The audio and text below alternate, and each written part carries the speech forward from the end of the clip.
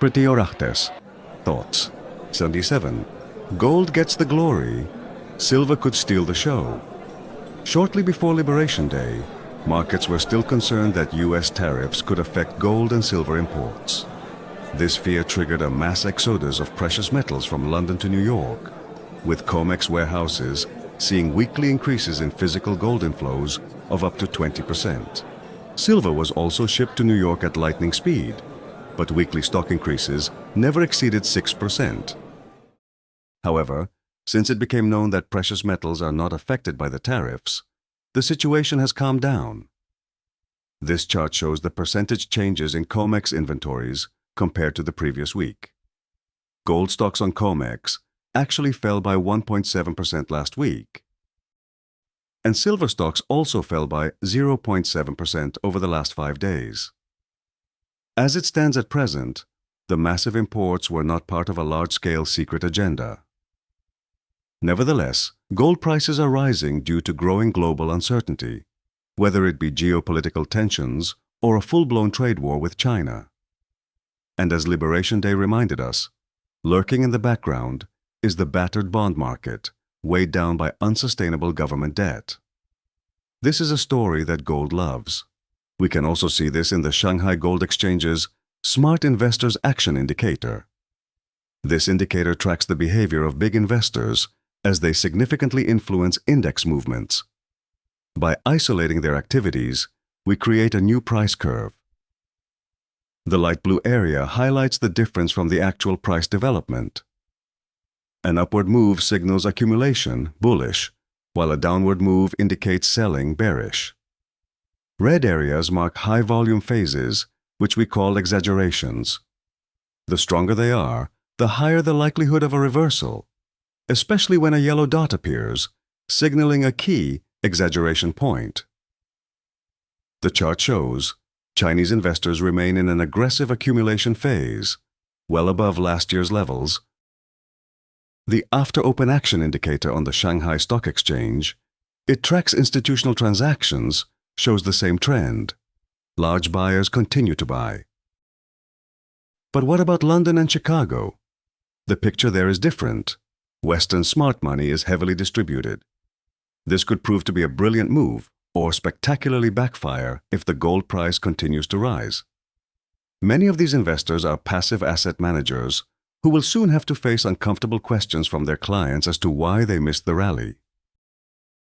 Even in the after-open action, there is still no sustained buying interest in Western trading. The silver market tells a similar but slightly more pronounced story. The decline in the price of silver since Trump's announcement of Liberation Day has disappointed many. But experienced metal experts know that silver never sprints first. It is volatile, moody, and always arrives late to the party. But when it runs, it really runs. And so far, we're still waiting. Market sentiment remains surprisingly pessimistic, which is somehow optimistic. The short-term trend indicator balance of power suggests that a change is imminent. It measures the strength between the bulls and the bears. The bulls seem to be regaining control, and that could be the spark that lights the fuse. Let's not forget what the Silver Institute reminded us in its annual report published today. In 2024, industrial demand already accounted for 83% of annual global silver production, or 67% of total global supply, including recycled metal. That's enormous. Gold, on the other hand, does not disappear. It is hoarded and recycled. That is why gold in inflation-adjusted terms and silver in absolute terms have always moved in parallel in the past. If this correlation continues to hold, silver should already be well above $40 ounce. ETFs tell a similar story. Private investors are particularly active in these financial products. In China, private investors continue to invest heavily in gold ETFs. The number of outstanding certificates is exploding. In the West, however, interest is only just beginning. At its peak in 2020, private investors held 25% more gold ETFs than they do today. Therefore, despite the recent rise in the price of gold, we are still far from euphoria. Silver, Nothing to see here. The number of outstanding silver ETFs is still 30% below its 2021 peak. Yawn. Meanwhile, gold mining ETFs are even recording strong outflows.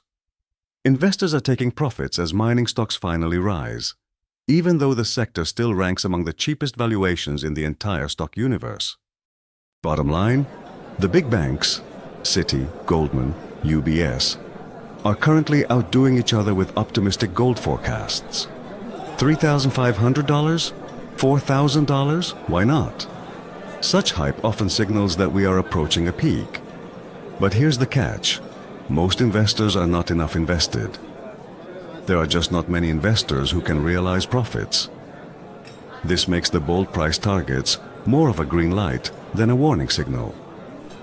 Investors who have not yet committed themselves, or have only done so to a limited extent, are encouraged to jump on the bandwagon, and a growing number are also looking for latecomers as a plan B. Which brings us back to silver.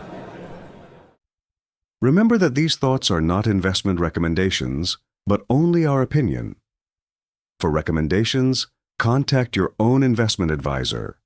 Don't forget to give us a thumbs up below to help us keep creating this great content for you. And don't forget, if you register directly on our Substack website, you will receive my next thoughts at least one day earlier. Check out the Substack link in the description, and best of all, it's free. I wish you great success with your investments and see you for our next market update.